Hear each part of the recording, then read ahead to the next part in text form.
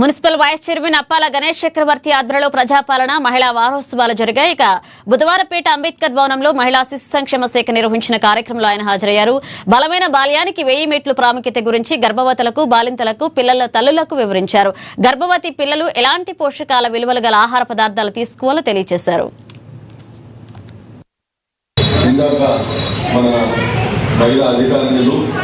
అదేవిధంగా బిడ్డ పుట్టిన తర్వాత కూడా మరి ఎదిగే క్రమంలో 3 సంవత్సరాలు ఏ విధంగా ఆహారం తీసుకోవాలి, వారి ఆ సమయంలో వాళ్ళకి ఆహారం ఎంత ముఖ్యము, మరి చిన్నప్పుడే మన శరీర భాగాలన్నీ కూడా మరి పూర్తి స్థాయిలో పెరుగుతాయి.